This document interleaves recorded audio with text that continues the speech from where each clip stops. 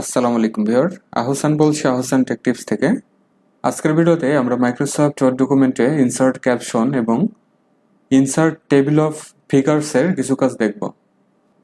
তো আমি আমার মাইক্রোসফট ওয়ার্ড ডকুমেন্টে প্রবেশ করেছি। মাইক্রোসফট ওয়ার্ড ডকুমেন্টে অনেক সময় এমন হতে পারে যে অনেকগুলো পিকচার আছে, সেগুলোর কাস্টম কোনো ক্যাপশন আপনার ক্রিয়েট করা লাগতে পারে।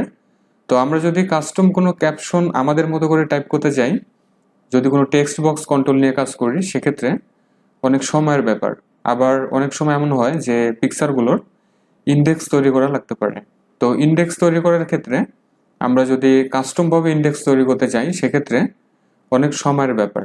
তো মাইক্রোসফট ওয়ার্ড ডকুমেন্টে একটি রিবন দিয়ে দেওয়া আছে, যে রিবনটি ইউজ করে আমরা খুবই সহজে ইনসার্ট ক্যাপশন এবং টেবিল অফ ফিগারসের কাজগুলো আমরা খুবই সহজে করে নিতে পারি। তো এটি কিভাবে করা যাবে দেখুন। আমার এই ওয়ার্ড ডকুমেন্টে 3টি পিকচার রাখা আছে। এই 3টি পিকচার দিয়ে আমি টেবিল অফ ফিগারস তৈরি করব, ঠিক আছে। তো প্রথমে আমাদের ক্যাপশন অ্যাড করে নিতে হবে। ক্যাপশন অ্যাড করার জন্য পিকচারটি সিলেক্ট করতে হবে, এরপরে চলে যেতে হবে উপরে ট্যাবগুলো থেকে রেফারেন্সেস নামের যে ট্যাবটি আছে সেখানে। এরপরে এই যে ক্যাপশনস নামের যে গ্রুপটি আমরা দেখতে পাচ্ছি, এখানে দেখুন ইনসার্ট ক্যাপশন আছে, এখানে ক্লিক করতে হবে। তাহলে ক্যাপশন নামের একটি পপ আপ উইন্ডো আমরা পেয়ে যাচ্ছি। তো প্রথম যে পিকচারটি আছে, আমরা পিকচারের যে নেম আছে সেটি আমরা টাইপ করে দিতে পারি। আমরা মেন ফর্ম রাখলাম। এরপরে দেখুন লেবেল আছে, লেবেলের এখান থেকে টেবিলই থাকবে। এরপরে পজিশন আছে। আমরা যে ক্যাপশনটি টাইপ করে দিচ্ছি, এই ক্যাপশনটি আসলে এই পিকচারের উপরে হবে নাকি নিচে হবে, কোথায় আমরা চাচ্ছি, এই ব্যাপারটা আমরা এখান থেকে সিলেক্ট করে দিতে পারবো।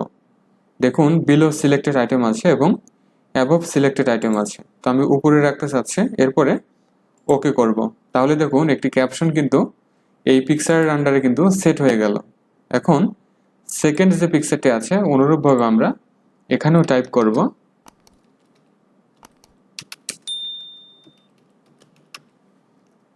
এরপরে জাস্ট আমরা ওকে করব। তাহলে সেকেন্ড যে পিকচারটি আছে সেটি কিন্তু আমার ক্যাপশন দেওয়া হয়ে গেল। এখন থার্ড যে পিকচারটি আছে সেখানে আমরা ক্যাপশনটি অ্যাড করে নেব।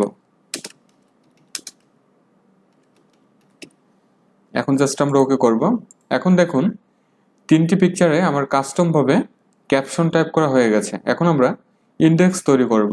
তো পরবর্তী পেজে এসে আমরা ইন্ডেক্স তৈরি করতে পারি। আমরা ইন্ডেক্স লিখে দিয়েছি। এর পরবর্তীতে আমরা যাব হোমে। হোম থেকে এই যে শো এবং হাইট যে রিবনটি আছে এটি ইউজ করব। জাস্ট এখানে সিঙ্গেল একটি ক্লিক করব, তাহলে এই অবস্থায় হবে। এখন আমরা চলে যাব আবারও রেফারেন্সেস নামে যে ট্যাবটি আছে সেখানে। এরপরে দেখুন ইনসার্ট টেবিল অফ ফিগার্স এই রিবনটিতে ক্লিক করব। তাহলে টেবিল অফ ফিগার্স নামের আরেকটি পপ আপ উইন্ডো আমরা পেয়ে যাচ্ছি। এখন জাস্ট আমরা কোনো কিছু চেঞ্জ করার দরকার নেই, তবে ট্যাব লিডার আপনারা চাইলে চেঞ্জ করে দিতে পারেন। এখানে কয়েকটি ফরম্যাট আছে, ঠিক আছে। তো যে কোনো একটি রাখলাম আমি। এখন আমরা ওকে করব। তাহলে দেখুন ইন্ডেক্স কিন্তু পেজ নাম্বার সহ অ্যাড হয়ে গেল। এখন আবারও যেতে হবে হোমে। হোম থেকে শো হাইট উঠিয়ে দেবো আমরা। ব্যাস, সুন্দর একটি ইন্ডেক্স কিন্তু আমরা তৈরি করে ফেললাম। এটা একটু বোল্ড করে দিচ্ছি আমরা, ব্যাস আন্ডারলাইন করে দিলাম। দেখুন মাইক্রোসফট ওয়ার্ড ডকুমেন্টে আমরা খুবই সহজে এভাবে ইন্ডেক্স তৈরি করে নিতে পারবো। এখানে দেখুন পেজ নাম্বার সহ কিন্তু আমরা দেখতে পাচ্ছি, ঠিক আছে। তাহলে ভিউয়ার, আমরা মাইক্রোসফট ওয়ার্ড ডকুমেন্টে আজকের ভিডিওতে ইনসার্ট ক্যাপশন এবং ইনসার্ট টেবিল অফ ফিগারসের বিস্তারিত কাজগুলো দেখে নিয়েছি। ভিডিওটি ভালো লাগলে লাইক, কমেন্ট, শেয়ার করবেন। যারা চ্যানেলটিকে এখনো সাবস্ক্রাইব করেন নাই, প্লিজ সাবস্ক্রাইব করে সাথেই থাকবেন। সবাই ভালো থাকুন, সুস্থ থাকুন। Thanks for watching.